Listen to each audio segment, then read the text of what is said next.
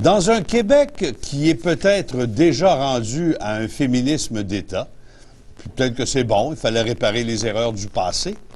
En ce 25 novembre de l'année 2008, en cette fête de la Sainte-Catherine, au lieu de sucer de la tire, on est censé lire une publicité qui apparaît dans certains journaux aujourd'hui sur la violence faite aux femmes, avec toute une pile de statistiques aussi invérifiables les unes que les autres, pour nous dire que nous, les hommes québécois, vous, les Québécois masculins, vous êtes des écœurants. La preuve, avec l'argent de vos taxes, dans le ministère de Christine Saint-Pierre, un document est publié, fait par des agences de publicité, avec une gougoune qui vient prendre la parole, les larmes aux yeux, la voix tremblotante, pour vous dire jusqu'à quel point vous êtes des écœurants, les hommes, puis les femmes, pas trop intelligentes d'endurer ça, là. Voici le document tel qu'il passe dans sa plus glorieuse durée de près de plus de 3 minutes. Essayez d'apprécier le message. Écoutez ça comme faut. Après, on va en parler. Une femme sur 3 sera victime d'une agression sexuelle au cours de sa vie. 1 sur 3. Ça veut dire que pour 3 femmes que vous croisez dans la rue, il y a une victime potentielle. 30 femmes, 10 victimes. 1000 femmes, 333 victimes. Et il y a d'autres chiffres qui font aussi peur. En moyenne, 16 agressions sexuelles sont déclarées à la police chaque jour. Et on ne tient pas compte des autres agressions, celles qu'on garde pour soi toute sa vie. Au Québec, plus de 80% des victimes d'agressions sexuelles sont de sexe féminin. Près de 70% des victimes ont moins de 18 ans. Et près d'une victime sur 3 a moins de 12 ans. Imaginez. Ça pourrait être votre fille, ton petit frère, ta cousine, une collègue de travail, ta meilleure amie, votre petit-fils, ta sœur, toi, moi. Et il y a d'autres chiffres qui étonnent. Dans plus de 80% des cas d'agression sexuelle, l'agresseur est une personne connue de la victime, comme un oncle, un cousin, un de tes voisins, un ami, un enseignant, ton entraîneur, ton père, ton beau-père, le conjoint de ta mère, ton chum, un proche. Proche. Malgré tout, on peut changer les choses en disant haut et fort que toutes les agressions sexuelles sont inacceptables et criminelles, donc passibles de poursuites criminelles. Tu peux aussi faire ta part en envoyant ce message au plus grand nombre de personnes possible pour les sensibiliser à cette triste réalité. Allez, un clic, juste un clic. C'est probablement la première fois de l'histoire où on voit un gouvernement utiliser l'argent des taxes pour partir une chaîne de lettres. Est-ce que c'est vrai ce qu'on vient d'entendre? S'il y en a juste la moitié de vrai, mais c'est épouvantable, est-ce qu'il y a une certaine douce exagération là-dedans, comme certains le soupçonnent? Jean-Claude Boucher et Jean-Pierre Gagnon sont tous les deux des animateurs du groupe Après Rupture. Bonjour, messieurs. Bonjour. Est-ce que c'est vrai, ces statistiques-là? Est-ce que vous y croyez, vous autres? Première considération, c'est que les statistiques du mouvement féministe sont en général purement des inventions. Celle-là en particulier, on a fait une recherche et on sait d'où elle sort. D'où elle vient? Elle sort d'une enquête de perception que la ministre de la Santé a ordonnée de Ipsos Décari, une enquête de perception. Alors, depuis 25 ans, on lave le cerveau des Québécois pour leur faire croire, évidemment, que les femmes du Québec sont plus agressées, les hommes du Québec sont des agresseurs nés, etc., etc. Ce lavage de cerveau-là a porté fruit. L'enquête de la perception des Québécois, contre la perception des Québécois face aux agressions sexuelles, vient nous dire que les Québécois, en moyenne, croient que une Québécoise sur 3 est agressée. Et là... L'information que ça donne, c'est pas que 1 sur 3 est agressée. C'est que les Québécois, dans un sondage, pensent qu'il y en a 1 sur 3 qui est agressée. Voilà. Oh, wow!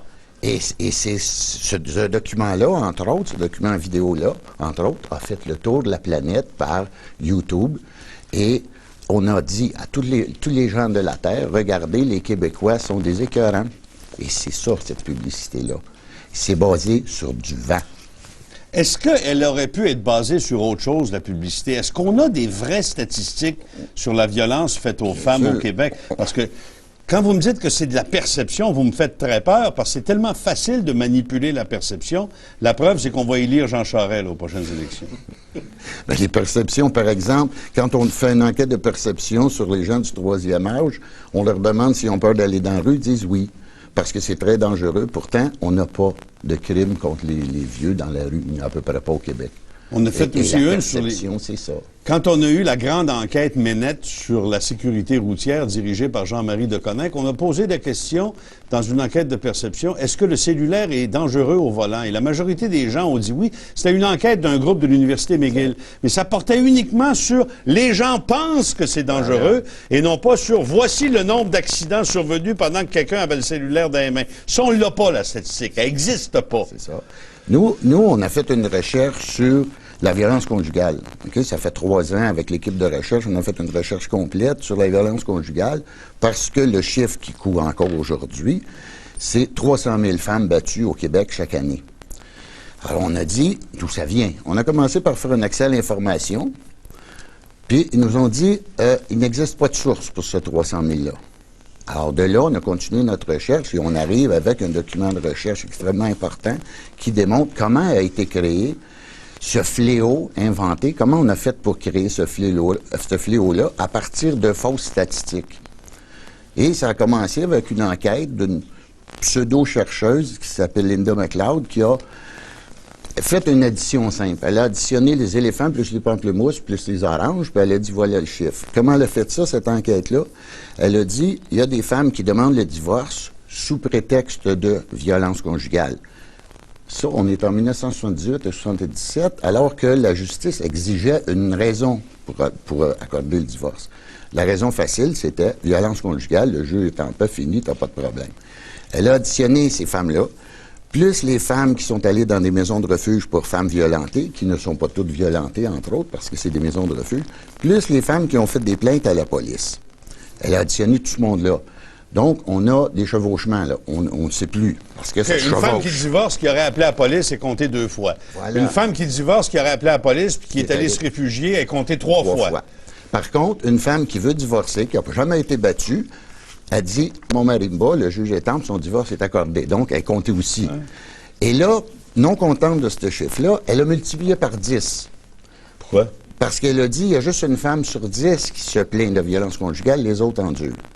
Et elle est arrivée à un chiffre formidable de entre 400 000 et 500 000 femmes battues au Canada par année. Au Canada ou au Québec? Au Canada. C'était une enquête canadienne.